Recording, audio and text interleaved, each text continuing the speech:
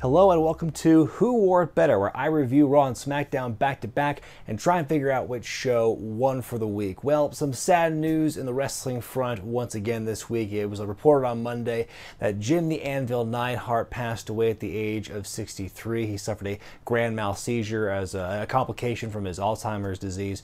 Very tragic to hear this news. Of course, he was best known for being one half of the Hart Foundation. I think he was before my time. I didn't get into wrestling until after his prime had already been hit, but going back and watching older wrestling as part of my job with this channel, I've gotten to see a lot more of his work, and I've really enjoyed his stuff, especially with Bret. I feel these two just complemented each other so well because they were a tag team, but they weren't, and they had a very good cohesion in the ring, but personality-wise, they couldn't have been more different because, Jim was the wild and crazy, maniacal laugh guy, and Bret was always kind of the no-nonsense straight man to that. I think that complemented each other very well, and in the ring, their styles meshed so well on top of that, so that's why they were such a good tag team.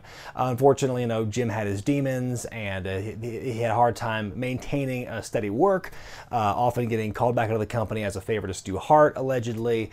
But he definitely left a big impression on a lot of fans of a certain age, and just watching back at his older stuff now, I can see why he made that impression. My heart goes out to the whole entire Hart family, Natalia, Tyson Kidd, everyone who's been affected by that. So I think the show did a very classy tribute to him in the third hour with a video package. I was surprised that they didn't do a full screen to start the show, but what they did in the third hour with the full screen and the hype with the tribute package to him, I think was very well done. Raw opens up and it sounds a little bit different because the third person at the announce table this week is Renee Young. She did some NXT commentary a couple of years ago, and then that went cold for a while, and now that this is her first experience calling the action on the main roster, the first woman to call the action on Raw, and so, good for her for getting that opportunity. I think she did okay. I don't think she was bad by any means. I think at times she got a little too confrontational with Corey Graves, but at the same time, I think he needs to be put in check every once in a while for some of the outlandish statements that he makes. So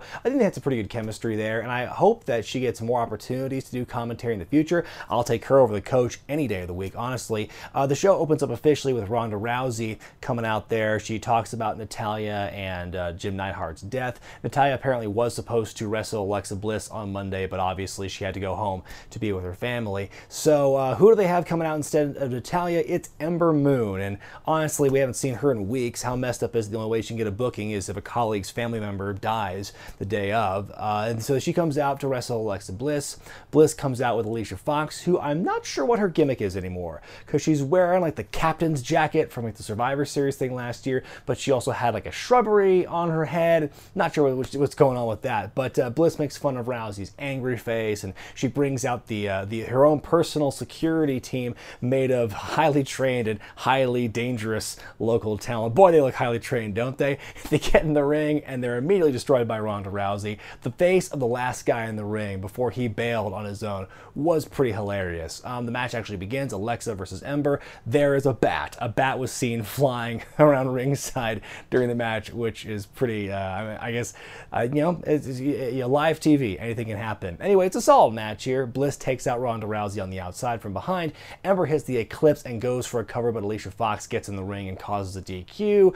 Ronda, a bit of a Freudian slip there. Ronda beats up Alicia for a bit and the heels run away. I will say Ronda looked better here than she did last week in her one-on-one match with Alicia Fox. This was, I think, was protecting her a little bit better. I wanted to feel more invested in this week's development in the women's title angle, but I just couldn't for some reason. It just wasn't clicking for me. I don't know why. Our next match is Constable Corbin taking on Tyler Breeze. The story here is that Corbin arranged two different singles matches for himself and for Finn Balor as kind of warm-up matches to their thing at Summerslam. Corbin selected Tyler Breeze, who of course is a lower card wrestler known for losing a lot, so I wonder who he's going to pick for Balor's opponent with that kind of matchup there. Breeze does get some offense in, some time to shine, some moments there, but ultimately he eats a deep six and Corbin wins the match. Immediately afterward, he gets on the microphone and introduces Finn's opponent, plural. It's Jinder Mahal and Kevin Owens. Ooh, that sneaky Constable Corbin, always stacking the odds against old Finn there. But then before the match can begin, Kurt Angle comes out and evens the odds and says that Finn's tag team partner is going to be Braun Strowman. What I love about Constable Corbin's character. Right now what he's going for is that he's given, this position of authority, and he acts like this untouchable big shot, yet literally at every opportunity he is constantly being undermined and being totally made a fool of by like his colleagues, other wrestlers, and Kurt Angle and whatnot. The only person he's been able to really exert any kind of authority or power over is Finn Balor, but even that is tenuous at best. Is Constable Corbin the least effective authority figure in wrestling today, or practically ever? Leave your thoughts in the comments below. So we have our tag team match, Balor and Strowman versus Owens and Mahal. It's funny because every once in a while the announcers would refer to the heels as Mahal and Owens, and they said that fast enough that if you're not paying attention, it just sounds like a really weird way of saying Hall and Oates. Strowman gets the hot tag at the end of the match. He runs around the ring and does this like shoulder tackle gimmick, but he has a neat little spin on it this week. He grabs Sunil Singh in mid-stride, picks him up like a battering ram, and uses Sunil to run down Kevin Owens, which was pretty funny. The match ends when Jinder gets power slammed by Strowman to end the match. He chases Kevin Owens out of the arena, and then Finn gets hit with the End of Days. What a huge shock. I can't believe that after last week when Finn got the jump on Corbin, that Corbin would return the favor this week. Who would have thunk it? Ladies and gentlemen, local talent. Who is this J-Brone standing in the ring wearing cowboy attire that's at least 2 sizes too big for him? It's Ricky Roberts, who claims to be a big aspiring country music star who wants to be as good as Elias and have Elias, mark out for him one day. Out comes Elias, who plugs his new merchandise, his Gramercy Theater performance at SummerSlam weekend, and he also cuts a promo on Lashley, which is a pretty solid promo in and of itself. In a bubble, I think this was a very strong promo. Lashley makes his entrance, getting ready for his match with Ricky Roberts in the ring. Roberts clatters the guitar over Lashley's back when his back is turned, but Bobby no-sells it. Then he hits him like an 18-foot spine buster. It was the most ridiculous height. I mean, if you are a wrestler, an indie wrestler, it's good to be small because you'll chances are get more work when the circus comes to town, because you'll always be paired with a huge guy you're gonna make it look good because you're so small and you can fly around. So small guys take note. Anyway, the match doesn't really happen, and Lashley just leaves, and that was it. I mean, I guess it's better than Lashley beating up Elias for the 3rd week in a row. Triple threat match for the Raw tag titles as the B team defend against Matt and Bray and the Revival. This is the follow-up to last week when Matt and Bray teleported into the ring to replace Curtis Axel and Dash Wilder over on the apron.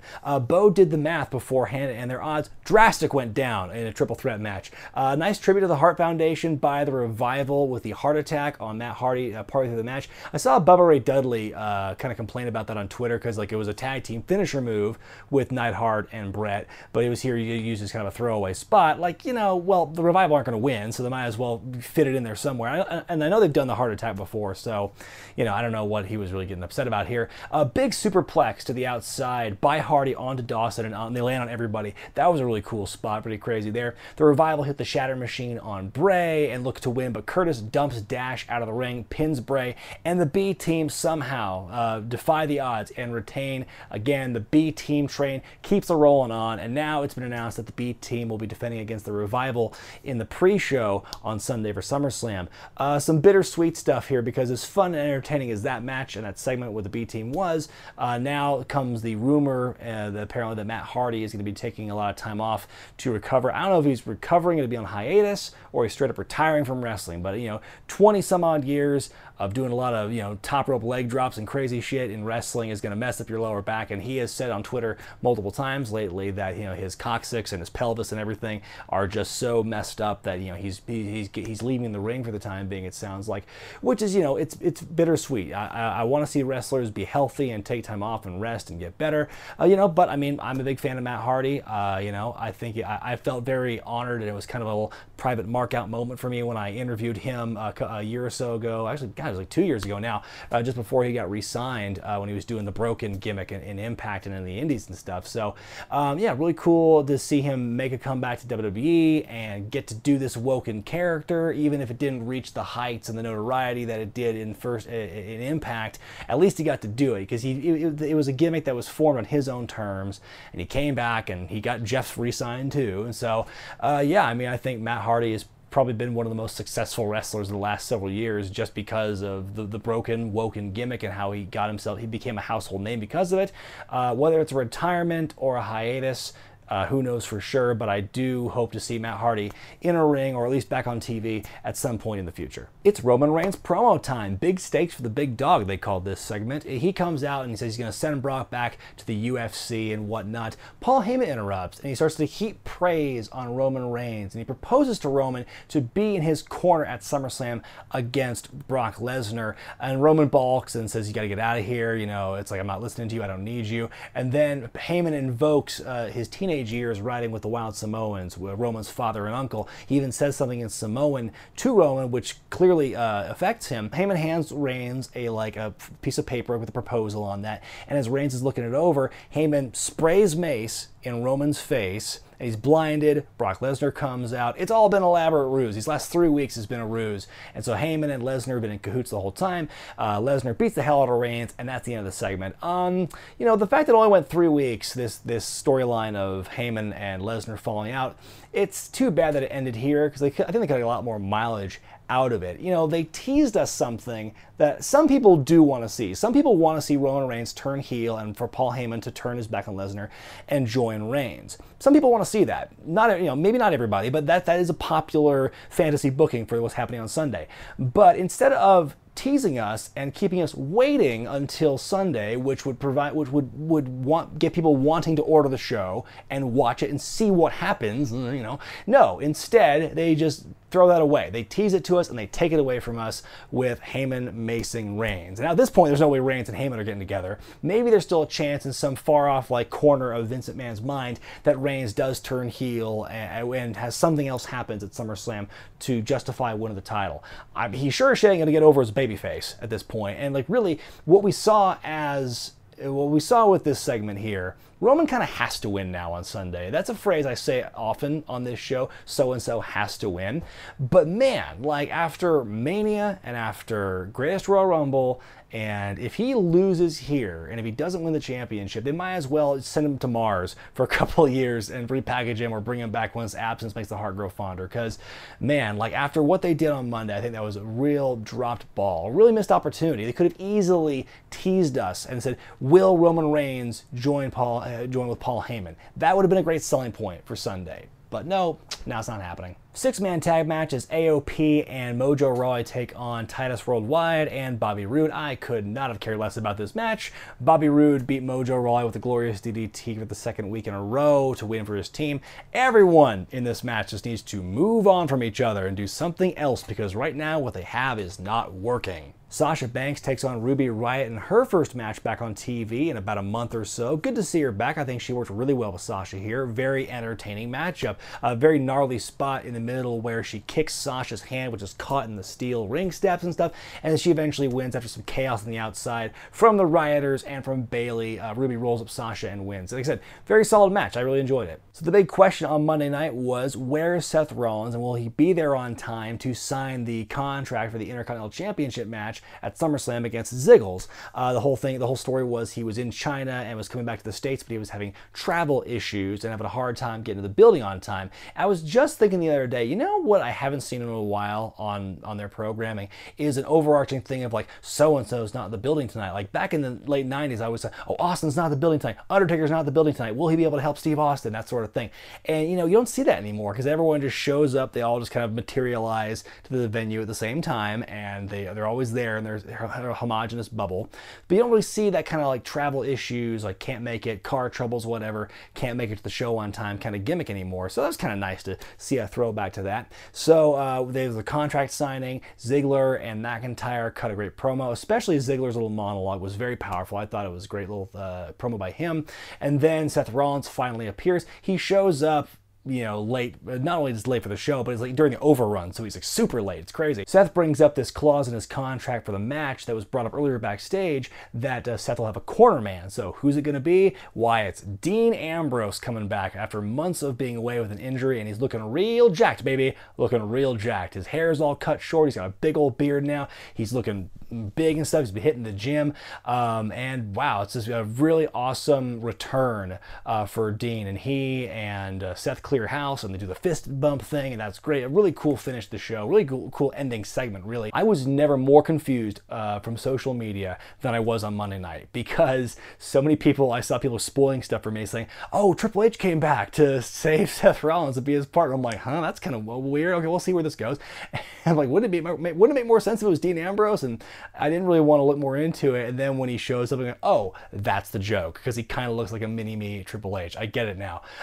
So yeah, apparently the quickest way to get pushed and get noticed in WWE is to hit the gym and grow a beard. It worked for Drew McIntyre, it worked for Jinder Mahal, and it's working here for Dean Ambrose. So, you know, I hope Dean has a very illustrious return. Before I go on to SmackDown, this episode of Who Wore It Better is sponsored by SeatGeek. It's an app you can download on your iOS or Android device that gives you ticket deals for concerts, sporting events, WWE, you name it. Go download the SeatGeek app today using the link at the top of this description. Go to the Accounts tab, type in the promo code REGRET, and get $20 back on your first ticket purchase.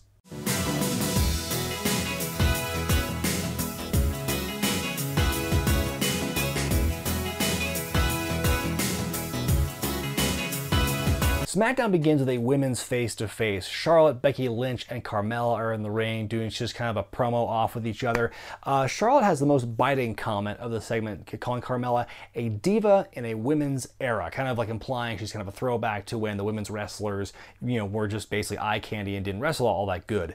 And Carmella says she's proud of being a diva. She's basically, you know, kind of what Eva Marie was supposed to be before she got suspended and then later left the company. So, you know, that kind of dialogue back and forth makes a little bit of sense. Paige comes out and makes a tag team match playa. Oh, so original, so innovative, this booking here on SmackDown. Carmella is put on commentary, and then you've got Charlotte and Becky versus Mandy Rose and Sonya Deville. It's still a good match, despite the lazy booking. Becky avoids the hot tag. She neglects to tag in Charlotte, wins the match pretty much by herself, putting the disarm her on Mandy Rose to win the match. And then afterward, backstage, Becky and Charlotte congratulate each other. They may the best woman win. They do the tea thing, but afterwards, Charlotte looks a little worried. Up next, the Bludgeon Brothers take on a trio of local talent who are given the name the Triple Threat. Well, if that ain't a huge insult to Shane Douglas, Chris Candido, and Bam Bam Bigelow, it's another squiggity squash match. Even Tom Phillips says, who cares, when talking about the opponents here in this matchup. And I said it last week and I'll say it again, the Bludgeon Brothers are the tag team champions. I'd rather have them just cut a promo or do a beatdown on the New Day rather than do these squash matches with these jobbers, this local talent. Great work for the jobbers, great work for the local guys. I can't hate them on that, but the booking needs to change, and you can't really, it's like, no more cupcake matches, that's all I'm saying. We then go to the first of 3 segments that take over the whole show, this kind of little mini documentary series of Daniel Bryan and The Miz, and highlighting their intense rivalry, their on-again, off-again feud over the last 8 years, from the original NXT to Talking Smack to Daniel Bryan's return and how the feud has escalated since then. This was really well done, and like, this is really the best feud on both shows right now this year, bar none, is Daniel Bryan and The Miz, and the way they're booking this. I think it's been great, and the way they portrayed Daniel as the ultimate babyface and Miz as the ultimate heel, really good stuff. My one little nitpick about this is the way they told the narrative in the first part, talking about everything NXT and right after that stuff, because the whole thing was Daniel Bryan's first win was against The Miz on Raw. I'm like, yeah, but what I remember more is when Daniel beat The Miz for the US title at Night of Champions later that year. Like, that one I think was a bigger win than Daniel Bryan's first win. I guess, you know, the first win is more impactful in this narrative than the first championship win, but that was my little thing. I just completely omitted that. They didn't even talk about it. 6-man tag match as the New Day take on Sanity. It's only been like 2 months and we've seen these two teams face each other about 3 times now on TV at least. It's still an entertaining match at the very least. Props to Big E for picking the big man, Killian Dane, up for the up, up, down, down. I'm surprised he's the one who took the finish in the end. Sure was nice of Sanity to get called up from NXT to be treated like this. Aiden English hoping to make amends with Rusev and Lana by beating Andrade Cien Almas on Tuesday, but it was not to be. It was a short and sweet match. Almas wins with the knees and the hammerlock DDT. Then after the match, Zelina Vega calls out Lana. She calls her dead weight to Rusev. And then Rusev and Lana both come out with a retort. Lana needs to either stick with the accent or lose it, because this whole middle ground thing where she's going in and out of it, it just needs to go. Up next, Jefe Hardy takes on Shelton Benjamin in singles action. Nice little match, but still a foregone conclusion. Jeff wins with a twist of fate. After the match, Shinsuke Nakamura, the U.S. champion, makes his way down the ramp. Jeff turns around for a second to knock Shelton off the apron, but Shinsuke uses that opportunity to get the jump on Jeff. He goes for a Kinshasa, but Jeff dodges it, hits the twist of fate, and the swanton, like the old school swanton, the one where he doesn't put all his weight down on the opponent as he lands. There's no way he's hitting that at SummerSlam. If he does it here on SmackDown, he's not doing it there. So yeah, kind of nice to see Jeff kind of get a leg up on Shinsuke for once here, but then you see off in the distance, sneaky Randy Orton being sneaky, lurking. Look at, ooh, that's a nice Jeff Hardy there. It'd be too bad if somebody beat him up. The show ends with some AJ Styles promo time. Now, earlier in the night, you see Paige, the GM, talking to both Styles and Samoa Joe, kind of pleading with the two of them individually to keep things civil and not go crazy tonight because SmackDown can't afford to have their main event at risk for SummerSlam. But neither man seems all that willing in keeping things civil. AJ talks about Samoa Joe's actions and comments for the last few weeks, says that AJ had lost his cool as a result of what Samoa Joe did. He talks about his family some more and the promise he made to his wife. Samoa Joe interrupts and he's got a letter. Funny people sending letters at all anymore because it looks handwritten too. It's from someone who agrees with Samoa Joe's comments from 2 weeks ago. It says that AJ doesn't care about his family, and apparently it's signed by AJ's daughter, Wendy Styles. Apparently his whole family is using working names at this point.